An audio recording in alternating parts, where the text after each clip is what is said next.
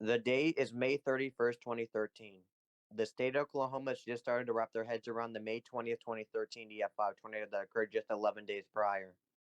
And on this day, another historic tornado will occur near Reno, Oklahoma, growing to the largest tornado ever recorded on Earth with a width of 2.6 miles wide. Today in this video, we will rewind the clock back to the days leading up to this event as well as the event itself.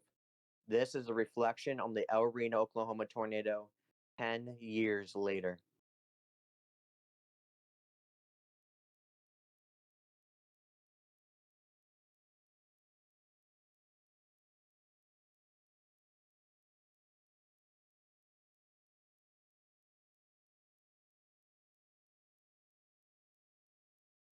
What you're looking at right now is El Reno, Oklahoma.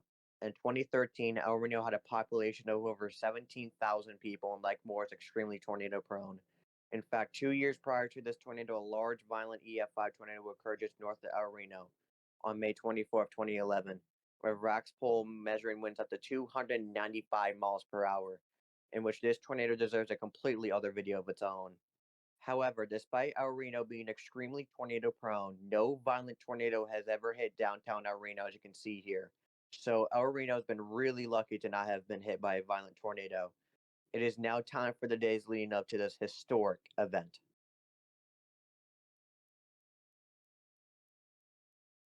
On the 28th of May 2013, the Storm Prediction Center would issue the first outlook for the event, which would be mainly located over Kansas and Oklahoma. On the 29th of May, a much larger area will be included in the newly issued slight risk. However, Oklahoma and El Reno wasn't the main concern. However, all of that changed on the 30th of May when the Storm Prediction Center would issue a moderate risk for Oklahoma, with the reasoning being, quote, very strong instability, and would say how conditions are favorable for the development of supercells that could produce very large hail, damaging winds, and a few tornadoes. The date then turned to May 31st, 2013. And on that day, the Storm Prediction Center would release more detailed probabilities for the severe weather event with a 15% chance of tornadoes. And the Storm Prediction Center would be more concerned for significant tornadoes, as you can see outlined in black. The Storm Prediction Center would get more concerned as an extremely unstable environment was in place. And at 3:30 p.m. Central Daylight Time, the Storm Prediction Center would issue a rare PDS tornado watch for central Oklahoma, with tornado probabilities being 90-70.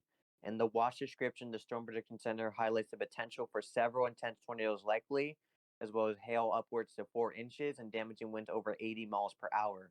The people of Oklahoma are preparing for the May 20th event to happen all over again. At around late 4 p.m. Central Daylight Time, supercells fired west of El Reno, Oklahoma. These three supercells on your screen will begin to merge as a severe thunderstorm warning is issued. After the merge, the supercell will begin to move more east towards El Reno. At around 5:36 p.m. Central Daylight Time, the National Weather Service will issue a tornado warning for El Reno. At around 6:03 p.m. Central Daylight Time, a tornado is reported on the ground.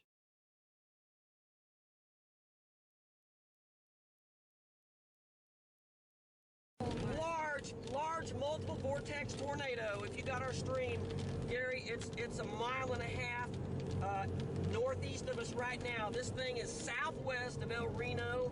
It looks like to me it's moving east. It's going to affect probably south of I-40, about 3 miles right now. Right in front of us, large multiple serious. This is a serious tornado, Gary. Large multiple vortex. The tornado would form as a large multi-vortex tornado would be moving southeast. This is strange because most tornadoes normally move northeast. However, this tornado was one of the rare times it didn't do that. And all the storm chasers that were positioned southeast found themselves directly in the path of a rapidly intensifying tornado. The hunters have become the hunted. Despite the tornado's huge size of nearly 1.5 miles across the Reno Road, the tornado is currently at around EF1 intensity after hitting silos and outbuildings. At around 6:08 p.m. Central Daylight Time, the National Weather Service would issue a PDS tornado warning for the tornado as the tornado continues to get bigger and bigger. Brandon Sullivan and his crew is one of the many storm chasers who found themselves near the tornado. In this video made by Skip, you can see his location just north of the incoming tornado. After stalling for a bit, he made the mistake of going south, right towards the tornado's path. The storm chasers would find themselves in the tornado as the farmstead is torn apart. The video that he captured is something I'm not allowed to share for copyright reasons. However, the video is available on YouTube, and I'll leave a link in the description if you want to see that. Anyways, after trying even more to drive through, a piece of debris scratched the windshield and breaks the windows. They were hit by the tornado. Thankfully, though, the storm chasers were able to escape without injury. The tornado would then start to intensify even more as the tornado grew to 2 miles wide before striking 3 structures at EF3 intensity on Airport Road, with this house being rated the strongest out of the 3 with an estimated wind speed of 150 miles per hour. The tornado would then start to approach Highway 81 as a Weather Channel chasing crew would drive south on Highway 81 as the tornado approached.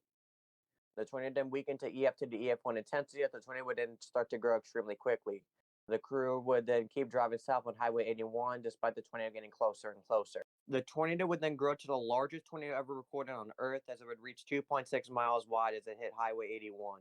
The Weather Channel crew would be struck by the tornado, and the horrific video you would now see is the crew being hit by the tornado.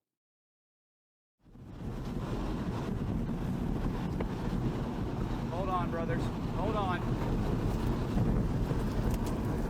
Everybody duck, go, go, go. Just keep going if you can. Keep going if you can. Everybody duck down. Everybody duck down.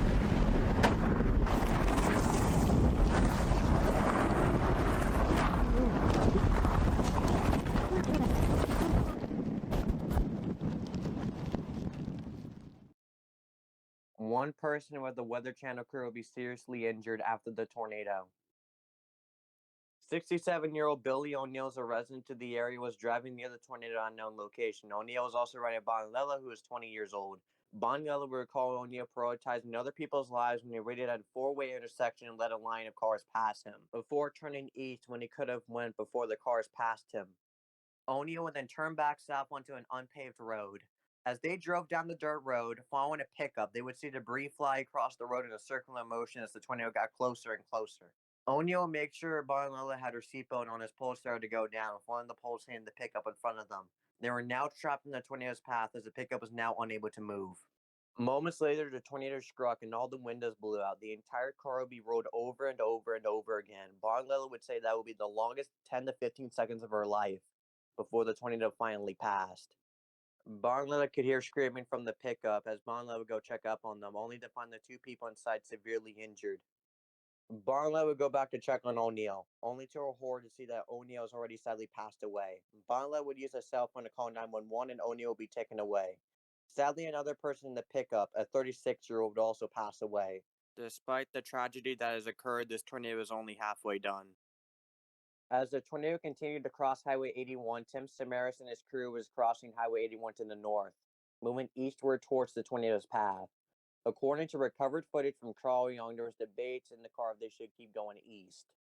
Dan Robinson will be another storm chaser that was chasing the tornado and to be right near Tim Samaras' crew. Tim Samaras' crew, and Dan Robinson will be trying to flee under the road. From Robinson's rear camera, the TwistX team are falling more and more behind as the crew is being overtaken by the tornado. Samaras near the tornado was heading straight for them and kept trying to push east and trying to flee, but they couldn't make it in time.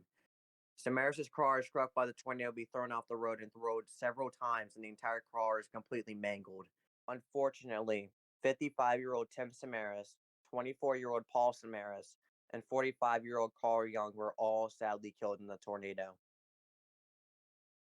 The tornado would reach EF3 intensity again after debarking trees and destroying more structures that would approach I-40 before this monster finally started to occlude as it crossed I-40. After crossing I-40, the tornado would then make one last unusual turn to the southeast before crossing I-40 again. However, the tornado would finally dissipate as it crossed I-40 for a second time.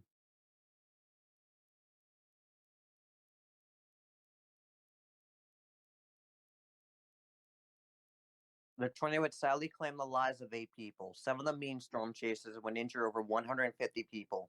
The tornado would grow to a final size of 2.6 miles wide with an estimated wind speed of around 300 miles per hour. Despite this, the tornado only received the final rating of EF3, which has sparked controversy about the rating, and this is one of the main examples used for the debate if the EF scale is outdated. However, this isn't the video to add to that argument. This tornado is also sometimes regarded as one of the most, if not the most, dangerous storm chasing events ever known. And now what you're seeing now is all the destruction caused by the tornado. And though it's not like more, it's still very severe damage, so severe in fact that you can't live or work in these structures ever again.